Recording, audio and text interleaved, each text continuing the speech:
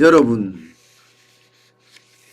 신흥국의 금리가 굉장히 가파르게 올라가고 있습니다. 아무래도 물가 상승이 굉장히 가팔라지고요. 여기에다가 미국의 국채금리까지 올라가니까 국내에 들어왔던 신흥국들 자국 내에 들어왔던 외국인 자금들이 다시 미국으로 쑥 빨려나가는 거예요.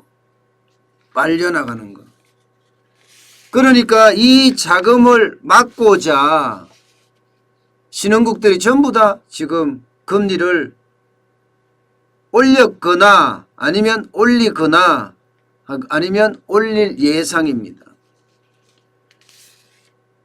굉장히 돈이 많이 빠져나가거든요. 국제금융협회에 따르면요, 2월 마지막 주에 중국이나 러시아나 인도 신흥국 30개국 시장에서 무려 말입니다, 하루 평균 2억 9천만 달러가 빠져나가고 있습니다. 하루 평균. 우리 돈으로 하면 3,280억 원입니다. 그동안은 그나마 신흥국들이 전부 저금리 기조를 유지했으니까 선진국의 자본들이 유입이 됐었거든요. 그런데 이제 선진국의 금리가 올라가니까 그 금리를 따라서 외국인 자금들이 쭉쭉 빠져나가는 겁니다. 그러니 다급해진 것은 이 신흥국들이 신흥국이 30개국이라고 이야기하잖아요. 30개국. 신흥국 30개국의 어떤 금리들이 요동을 친다고 해야 되나요? 보시는 것처럼 폭등입니다. 폭등. 브라질 같은 경우는요, 2%에서 3월 17일 날 2.75%로 올렸습니다. 0.75%면 폭등 맞죠? 보통 금리를 오르고 내릴 때 0.25%포인트 정도 가지고 올렸다 내렸다 하거든요. B컷이라고 이야기할 때도 0.5%포인트예요. 작년 우리가 3월에 금리를 내릴 때 0.5%포인트를 내렸습니다. 그걸 두고 B컷이라고 했다고. 굉장히 크게 인하를 했다는 의미로 B컷이라고 했다고요. 근데 브라질이 0.75%를 올린 것은 엄청나게 올린 거죠. 엄청나게 올린 겁니다. 그래서 제가 기준금리를 폭등시켰다 이렇게 이야기하는 겁니다. 여기에다 터키 보세요. 터키는 17%에서 19%까지 올렸어요. 금리를. 이게 한 나라의 기준금리라고 이야기하기에는 너무나 많이 올랐죠. 너무나 많이. 2%포인트를 올렸는데 지난해 3분기부터 시작해서 지금 네 번째 올렸습니다. 네 번째. 터키는 기본적으로 미국과 외교적 갈등 관계를 가지고 있습니다. 그래서 미국인들의 투자가 다 빠졌어요. 그러다 보니까 리라화가 폭락했고요. 여기에 물가 상승세까지 겹쳐서 터키의 지금 기준금리는 19%라는 거. 19%. 지난해 9월까지만 하더라도 8.25%였거든요. 8.25%. 그런데 18일 기준으로 3일 18일 기준으로 19%까지 올라갔습니다. 19%까지. 여기에서 지금 신흥국은 끝나지 않습니다. 인도네시아는 지금 현재 동결을 시켰고 러시아는 인상 가능성이 굉장히 많습니다. 나이지리아나 아르헨티나도 올 2분기 정에는 인상을 하지 않겠느냐 이렇게 얘기를 하고 있어요. 심지어 인도나 말레이시아나 태국까지도 금리 인상에 나설 거다 이런 얘기가 지금 계속 나오고 있는 추세입니다. 금리를 인상한다. 이 말은요, 결국은 통화를 줄인다는 이야기잖아요. 긴축으로 들어간다는 이야기입니다.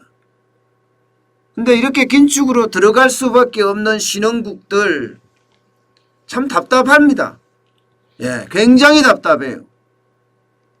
뭐 어쩔 수 없는 상황이라고 이야기는 합니다. 그렇다면 대한민국은 괜찮을까요? 대한민국이 선진국으로 들어갈까요? 신흥국으로 들어갈까요? 저는 뭐 IMF 같은 데서는 대한민국을 선진국 반열에 넣고 지금 문재인 정부도 선진국 반열에 넣고 생각을 하지만 예, 여기에는 물음표가 많이 따릅니다.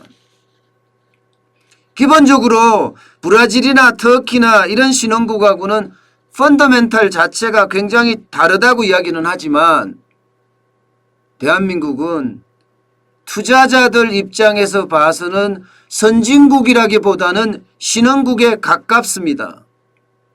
신흥국에.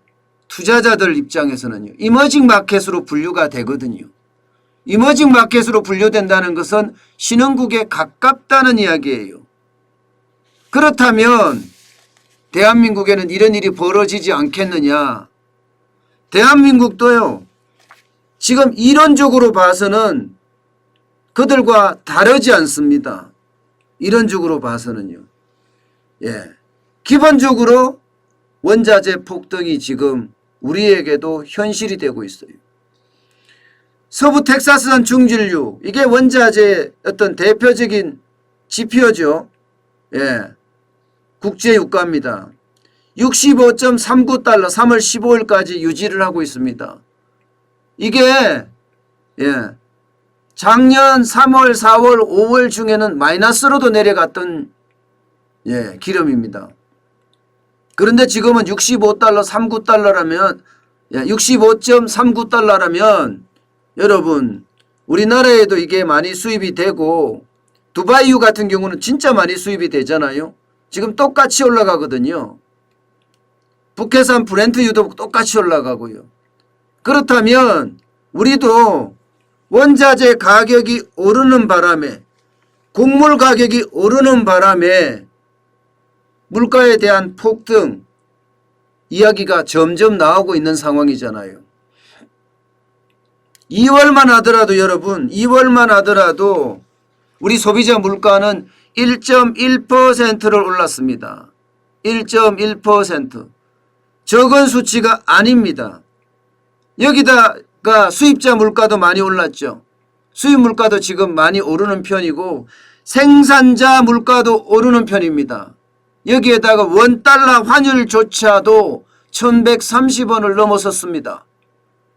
그러면 제품의 가격을 인상하는 요인만 가득하다는 거예요. 원자재가 오르면 기업 입장에서는 원가가 많이 들어갈 수밖에 없고 원가는 제품에다 반영을 해야 된다는 이야기잖아요. 여기다가 최저임금 인상에다가 주 52시간제 여파까지 겹쳐져 있습니다. 어디 이뿐입니까?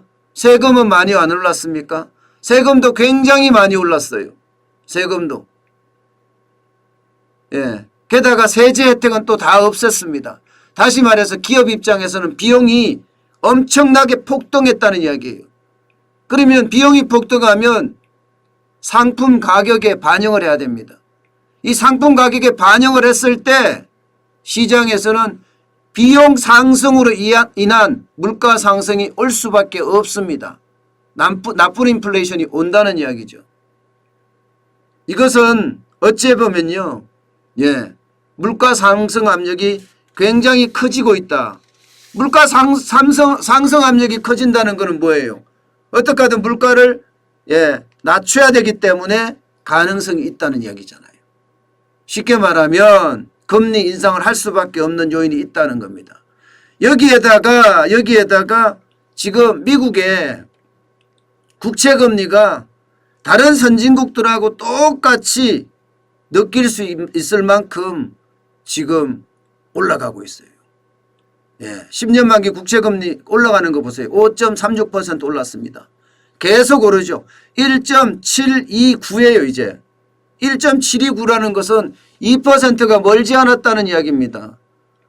예. 이게 국가 채권의 금리가 2%까지 올라간다는 건 결국은요, 금융권의 조달 금리가 올라간다는 거고 결국 대출 금리가 또 올라간다는 이야기예요. 이것은 우리 금리에도 직접적으로 연관을 미칩니다. 그렇다면 다른 신흥국들과 마찬가지로 우리도 피해갈 수가 없다, 이런 결론이 생깁니다. 우리도 피해갈 수가 없다. 그렇지만 다른 나라보다 충격이 조금 덜할 수는 있습니다. 그러나 이것은 아무도 모릅니다. 왜냐하면 우리한테는 앞에 엄청난 큰 복병들이 기다리고 있습니다. 예. 첫 번째 복병은 뭐니 해도 돈 풀기예요. 현금 살포하는 겁니다. 선거 때문에 돈을 계속 정부가 풀고 있어요. 이 돈을 계속해서 푼다는 자체는요, 그만큼 빚을 많이 내야 된다는 건데, 빚을 많이 내야 되면요, 여러분, 빚을 많이 내야 되면 결론적으로는 채권 발행을 많이 해야 된다는 뜻이에요. 채권 시장에 국고채가 계속 나오게 된다고 생각을 해보세요. 그러면 채권 금리는 올라갈 수밖에 없는 과정입니다. 이게 첫 번째예요. 예. 여기다가 원자재도 지금 계속 올라가고 있는 형국이거든요. 원자재도 곡물도 그렇죠. 유가도 그렇죠. 예. 뭐 철강도 그렇죠. 안 올라가는 게 없습니다. 그러면 원자재 발 물가 상승이 예상이 됩니다. 그러면 물가 상승을 안 시키기 위해서 금리를 만지작 할 수밖에 없는 구조. 예. 이것도 있고요. 세 번째는 미국의 국채금리가 지금처럼 계속 올라간다는 사실이에요. 미국의 국채금리가 올라가면 그만큼 여러분, 예, 그만큼 우리 경제에도 타격을 줄 수밖에 없다는 이야기가 됩니다. 결국 신흥국에서 왜 금리가 폭등하는지, 왜 신흥국에서 하루에 엄청난 돈이 30개국에서 빠져나가는 돈이 2억 9천만 달러잖아요. 이렇게 많이 빠져나가는지 유심히 들여다볼 필요가 있습니다.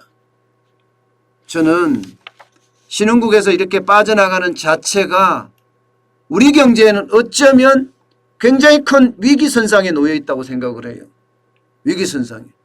만약에 금리가 많이 올라서 말입니다. 2% 지금 넘게 오르는데 미국의 금리가 더 올라서 주가에 영향을 미치기 시작한다고 쳐요. 주가에. 그러면 주가도 2%가 넘을 경우에는요, 10% 이상 폭락한다는 이미 그런 분석도 나와 있는 상태입니다. 그러면 한국 시장도 만만치 않을 거라고 저는 보이는 거죠. 저는 늘 멀리서 찾을 필요가 없습니다. 항상 자그만 데서 경기의 어떤 전환은 일어납니다. 예. 이게 큰 데서 일어나는 게 아니에요. 자그마한 데서 일어나서 크게 번지는 게 경제입니다. 그만큼 경제는 심리적 반전이 굉장히 크거든요. 지금 자체의 돈을 부채를 많이 내서 푼다는 자체가 금리에 자극을 주고, 금리에 자극을 주니 신흥국에서는 썰물처럼 돈이 빠져나갈 수밖에 없다 하는 이야기를 할 수밖에 없는 겁니다. 그만큼 여러분, 금리 인상은 앞으로 기정사실로 받아들이면서 거기에 대한 대비책 마련하는 게 좋습니다.